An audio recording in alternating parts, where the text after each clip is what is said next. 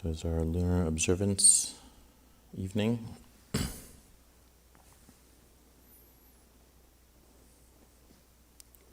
think it's April 12th. Is that right? 13, all right.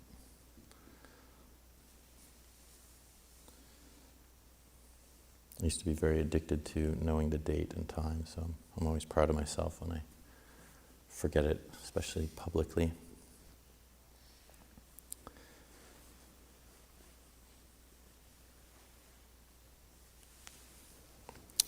So it's a bit of a subdued evening.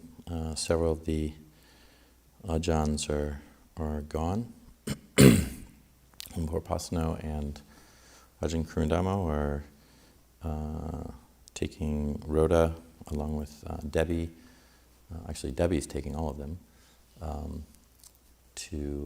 for an evening away,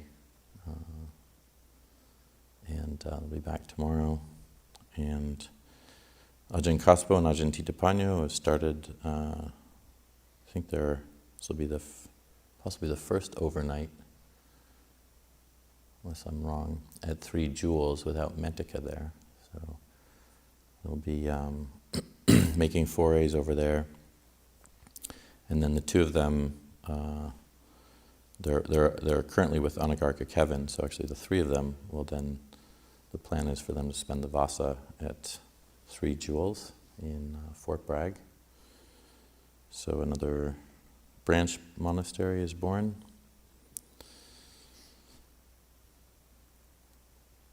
And we'll be continuing to go there every 2 weeks before the Vasa.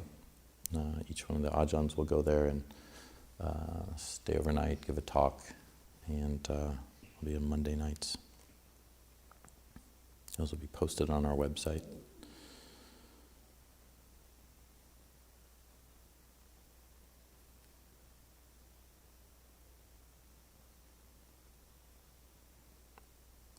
So it's been a fairly busy time at Abhayagiri in terms of our work scene, but that's quieted down.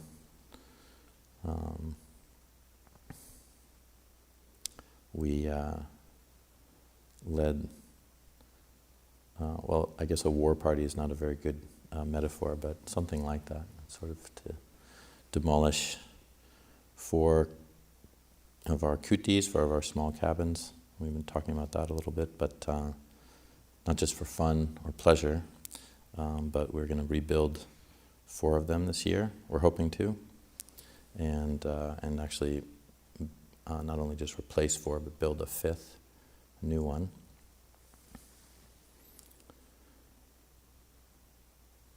And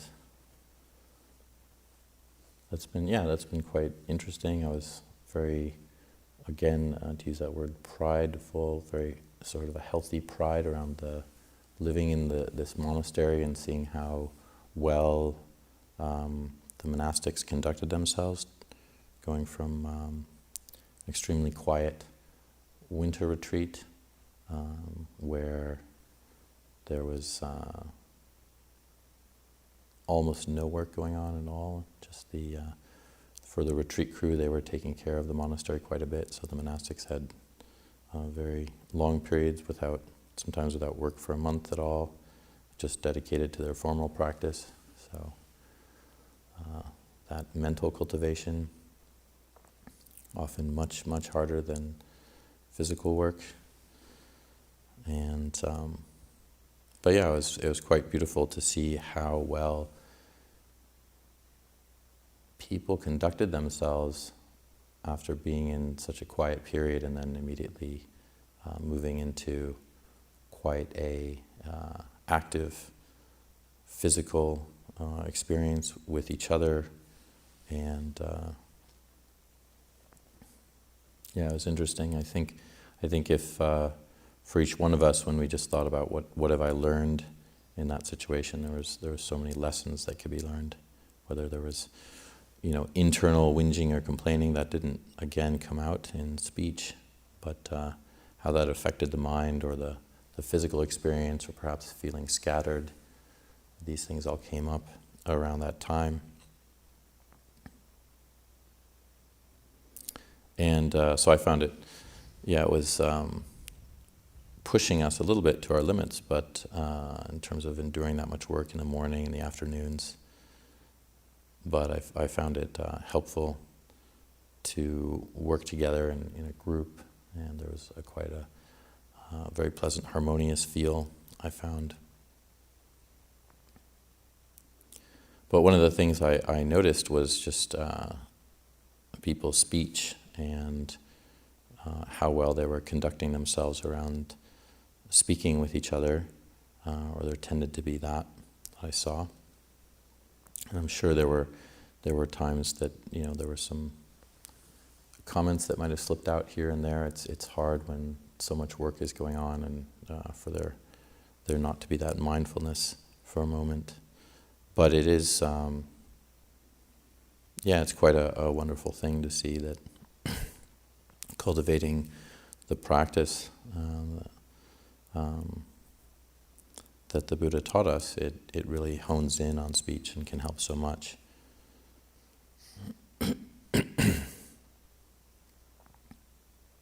So the one of the precepts we just took tonight was the basis of that right speech that the Buddha taught was the precept to refrain from lying. And then he had, so when we take the 8 precepts or 5 precepts, that's the primary mode of right speech, is not to lie in any way. But the Buddha had also 3 other aspects of speech that he spoke of that were part of the Noble Eightfold Path. And that was adding not to use harsh speech.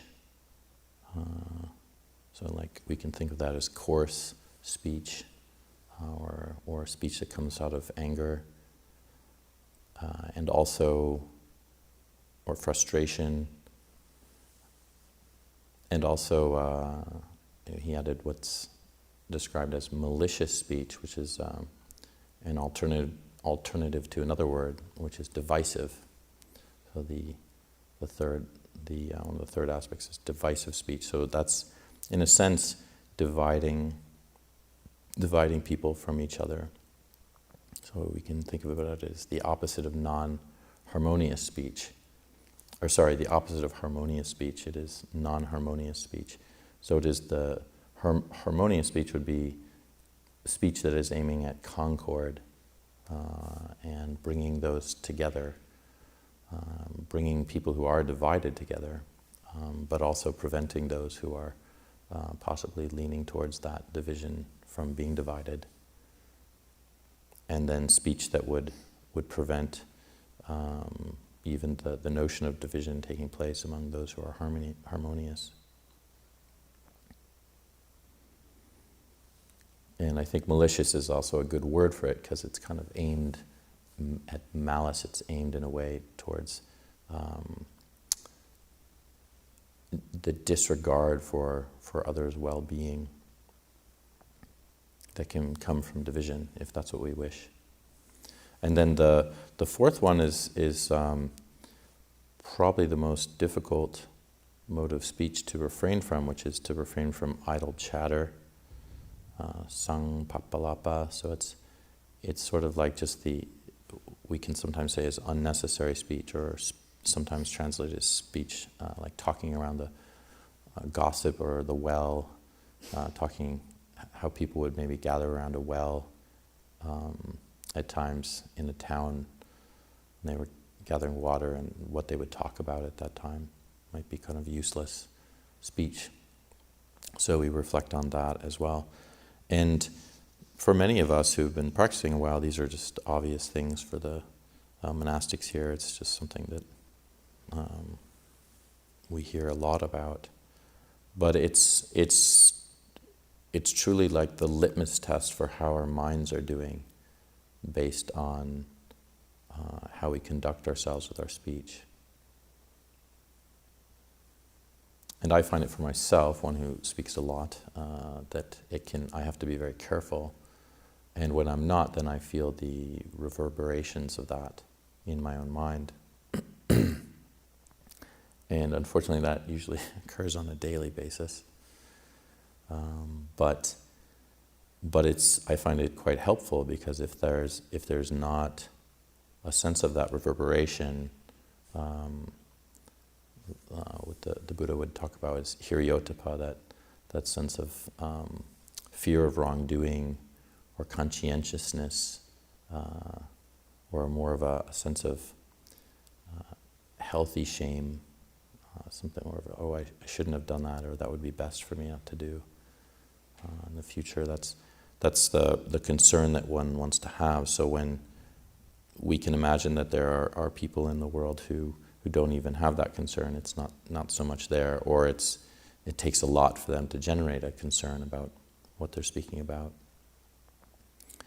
And so it's important that we get as more and more subtle as we can with how the mind picks up on this, on these senses of regret, or more importantly, before we enter into wrong speech, we realize our intention, and we stop it right there.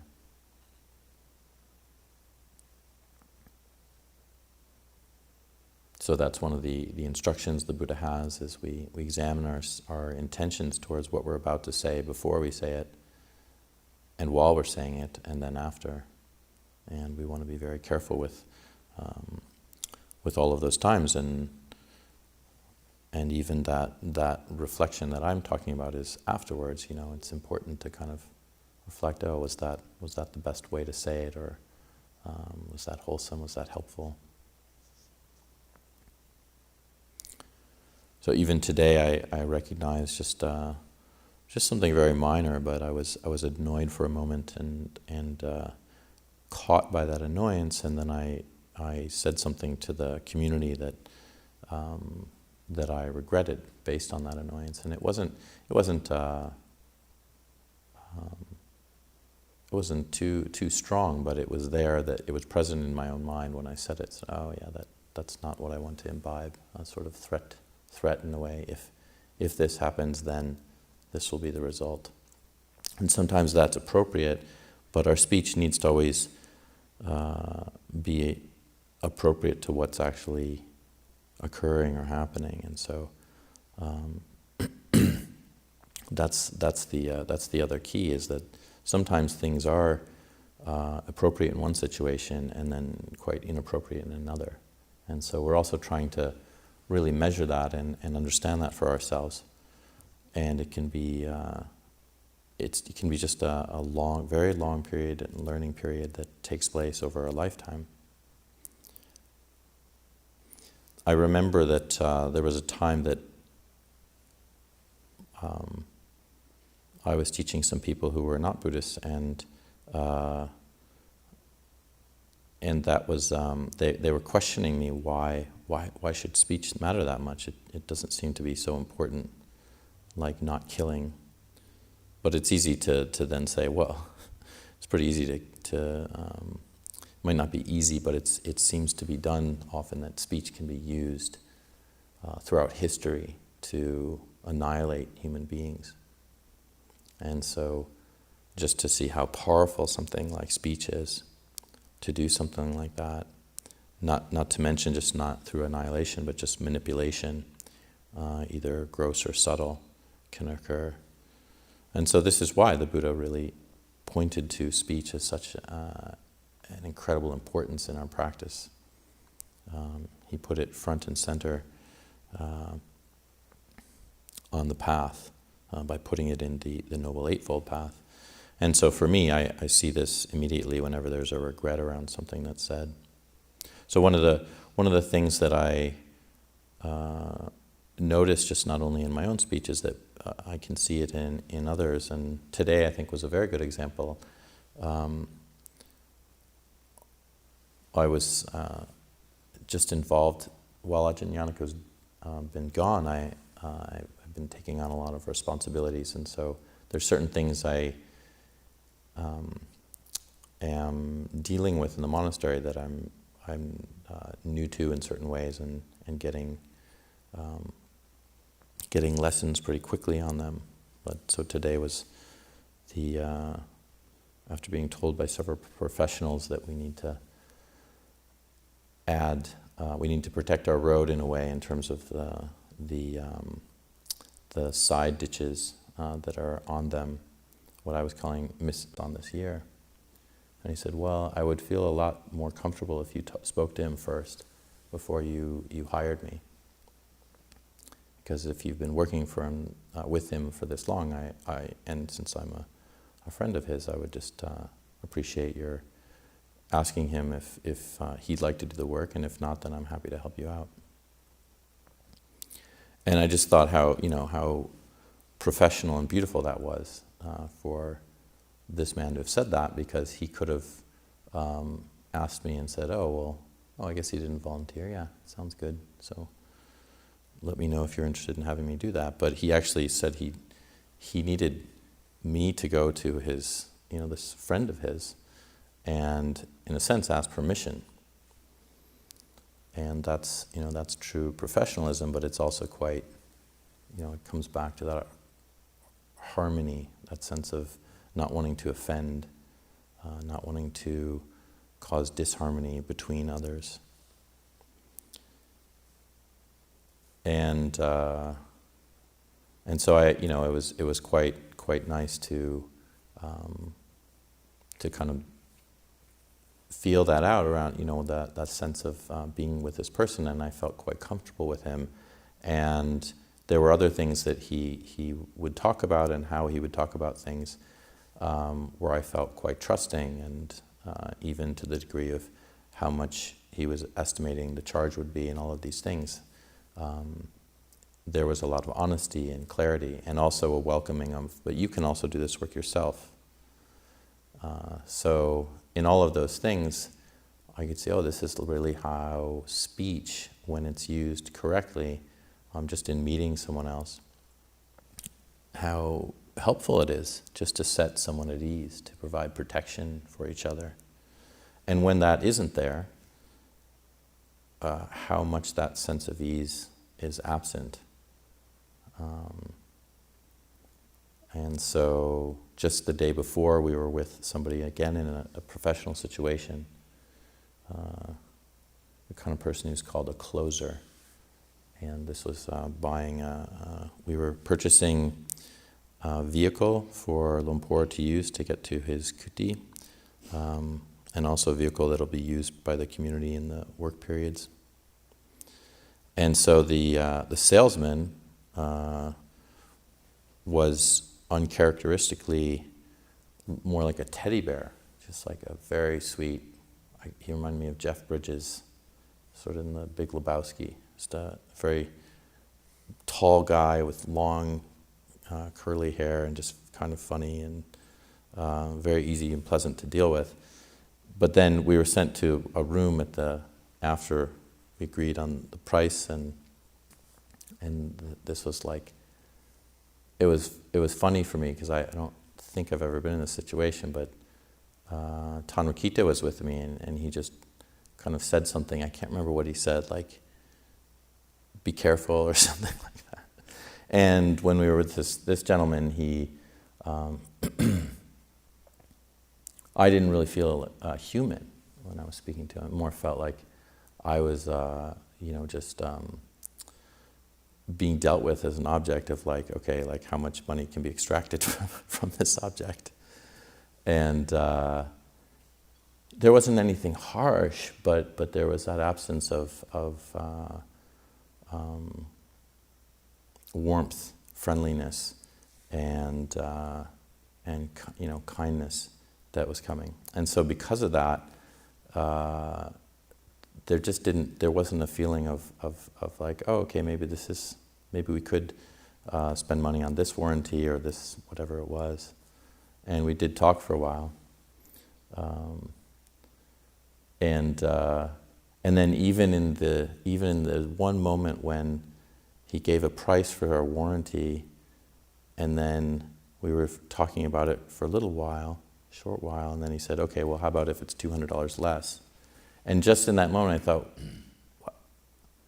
no, that doesn't seem right at all, So you just tried to come at a higher price, but you were okay with a lower price, so that means that you were trying to take advantage of me. And at that point, that was it. I thought, no, let's get out of here.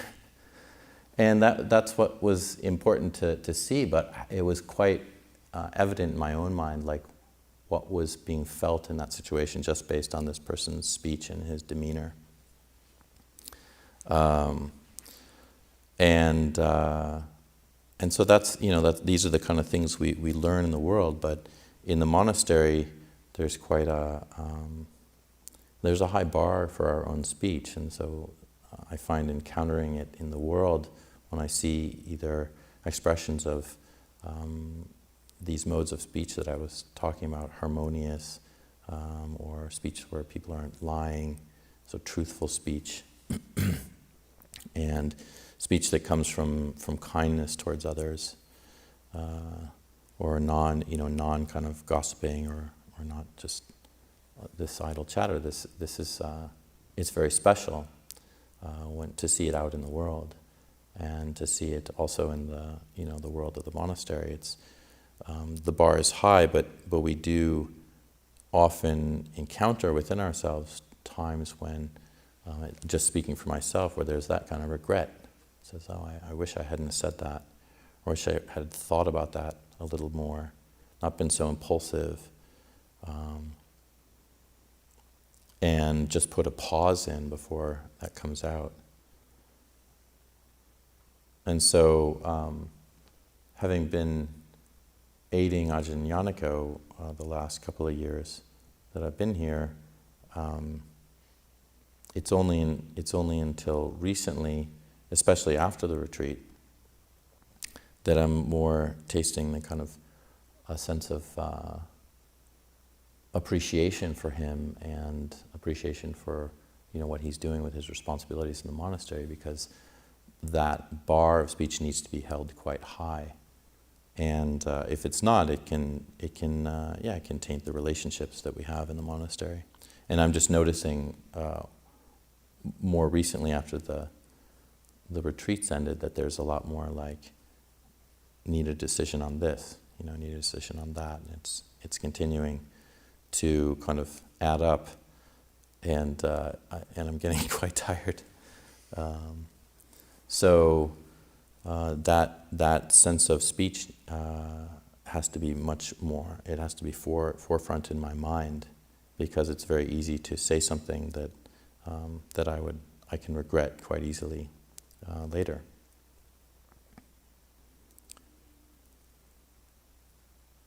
And I think it's also valuable, again, to see when we do make mistakes, to then make amends and ask for forgiveness. And I think that's quite an important aspect, because we might not have the perspective of the other person we spoke to, but it might if it's ringing in our own minds, then for the other person we can usually be fairly assured that it might be ringing for them as well. And again, I started this talk a little bit with the word protection. And when we follow precepts in general, we offer a protection to people. But right speech is one of those that is incredibly protective, and we can feel with others that we are there's a lot of trust with them when right speech is followed. And when it's not, there can kind of be a sense of, I'm not sure that I trust this person. And that goes an enormous way when we're dealing with others. Because if that trust isn't there, then when there's times of difficulties or problems, there's not a sense of wanting to sort of protect a relationship. So especially when we talk about lying, I think of all of the modes of speech. Like if somebody says something harsh to me, that's difficult to deal with, but if they lie, that's kind of one of the hardest aspects. Because then when we know that people are capable of lying, we don't know when that can happen again. And we're not sure when that kind of lying can take place again. And so it feels that when lies occur, then that trust can be broken sometimes permanently. Because if we are engaging in a relationship with somebody who we believe is incapable of lying, and we have had a very long-term trust in them for always being truthful, then a lie can have an incredibly weighty consequence to it. And even if the person, if we ourselves lie, or if the person who has lied to us tries to make amends to that situation, there will always be that knowledge that lie occurred. And so that's why I think the Buddha, in terms of the 5 and 8 precepts, he put this one precept of lying as paramount. And the Buddha even said in a very short statement about lying that somebody who lies is capable of potentially the most heinous things. And that's because, essentially, if they're willing to lie to others, then eventually someone like that won't know whether they're lying to themselves. And so therefore they become capable of doing things that even they wouldn't even think was possible, because their lying can be so habitual that they don't recognize anymore what right and wrong is. And so the Buddha really warned us around how truthfulness is so incredibly important. And it's very typical in a sort of question and answer with a monk, like, well, what about these hypothetical situations where it's absolutely appropriate to lie? You have to lie. You have to protect somebody's life in an unjust situation where somebody else is threatening it. And the first answer to that is, well, not to get into hypothetical, questions. But the second answer is, well, there's other alternatives to lying. We can try to change the subject. We can do everything that we possibly can without lying in that situation. And that is because, again, that truth is so important. And so there are so many possibilities of how to deal with situations without having to lie, that if we learn those, then we don't have to resort to that. And I think that for people who are habitual liars, people who habitually lie, they probably do that because it was the easiest thing that they learned. They might have learned from somebody else, but it also became something like, well, this is much easier to do. And so it's easier to lie than follow the more difficult route of telling the truth.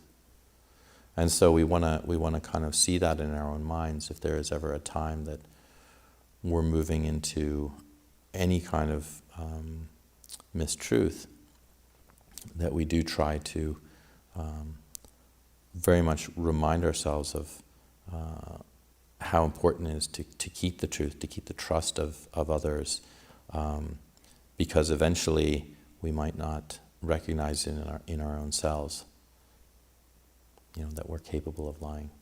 We can't see it anymore. We can't possibly see the difference between a lie and telling the truth.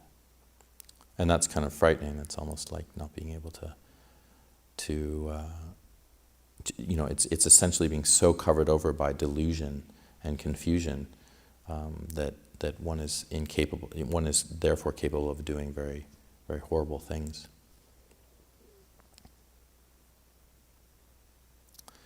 And these other aspects, though, in terms of training with harmonious speech, it's just so important. Again, I can find with myself that sense of wanting to whinge or complain about something, and the result is then if it's about another person, then it's moving into that disharmonious speech.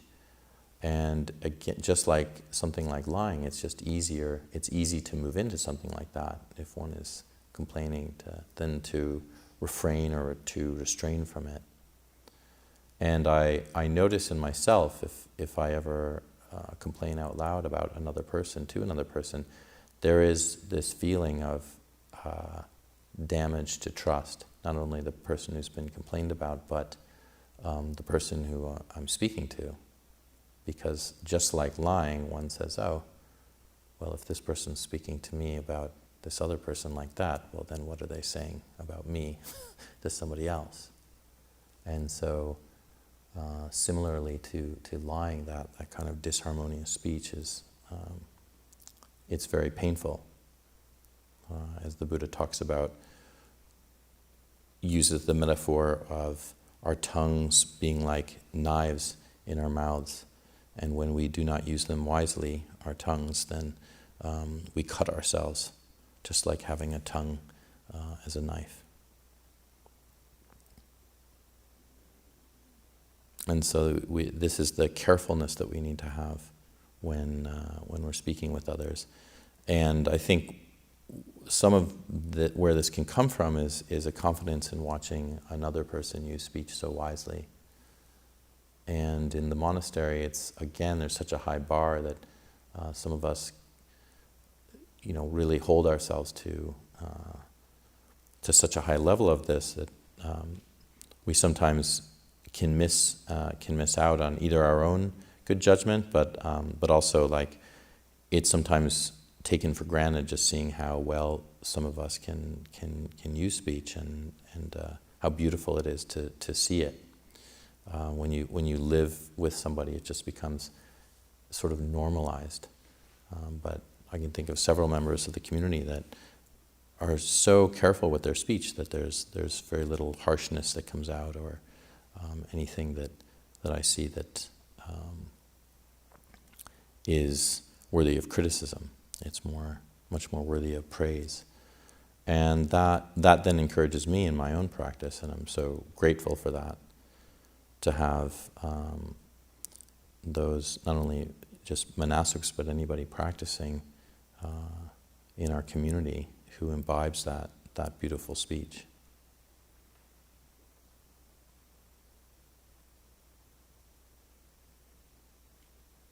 And this other aspect that I was speaking about when I mentioned idle chatter, that's one that's so easy to slip into because it's just much more subtle, just talking to people about things that may not be so important, but they may also not be something that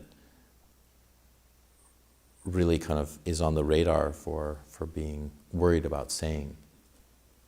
So things like that occur nowadays, although we don't hear it in the monastery very often, people talk about politics, and that seems a pretty easy one to just label as idle chatter. Unfortunately, bringing up that topic actually can cause people to pick up weapons, just the notion of it. So the differences people feel about their views and opinions around things, around politics. And the Buddha was quite wise to really say to monastics that this is not the realm for monks or nuns, and he would also, I think, very much say that for anyone who is practicing his teachings. So that's why you probably will rarely hear a monk or a nun talk about politics. One of the reasons that it's not very helpful is that it alienates people. So if you take sides against one particular, in our country, it's like this division around two parties. There's other parties, but it's mainly these two, and it's like, it's insanity. And so if a monastic were to take sides in that, then they really alienate those people who are on the other side, who might have a potential to understand the Dhamma, but they're just shut down or turned off when they hear that taking of one side. And of course, the other main issue is that it creates strong views and opinions in oneself. So in many ways, we want to try to be quite careful with our speech, and for some of us, like myself, this is something that can be on the front burner. This can be like the primary mode of practice, and I think that it's quite helpful to think of that sometimes. If there's a faltering around speech or a difficulty around speech, and we find that that's our sort of area where we get into trouble, we feel that reverberation most. We see that we make continual mistakes that we would rather have had a pause before we say something, or we would have rather had some reflection, and that tends to be a habit where there's not that pause or reflection. Then again, this practice around speech, rather than thinking like everything's about meditation, everything's about whatever we might put into our practice, we then really try to watch our speech as closely as we possibly can. I remember in the earlier days when I was here, I was actually counting my own words, and I started speaking a lot less. But then I started frustrating some of the other community members because, I would say, well, that, I didn't want to answer. I only had a certain amount of words I was speaking during the day. So it's all about moderation. If we come from an ideal like that, then it doesn't really work out.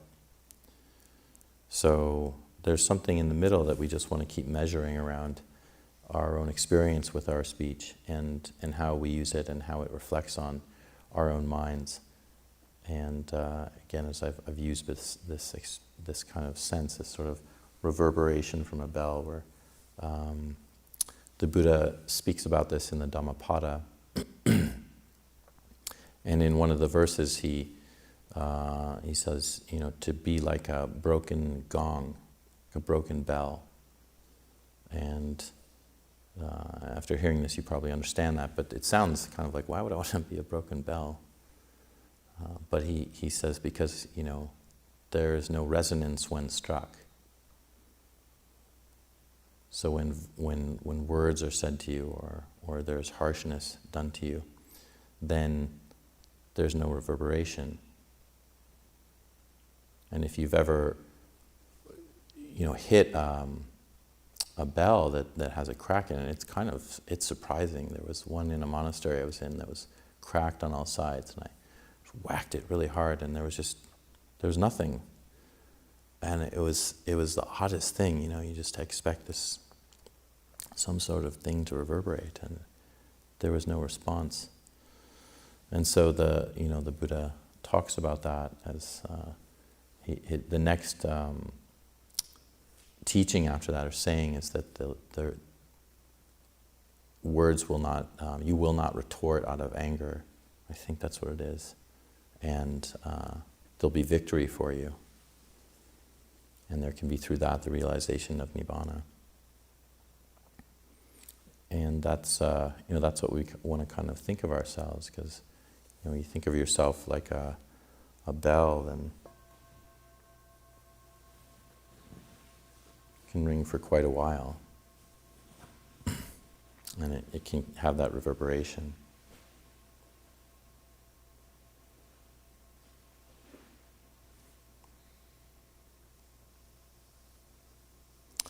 So these are just some reflections around speech tonight, and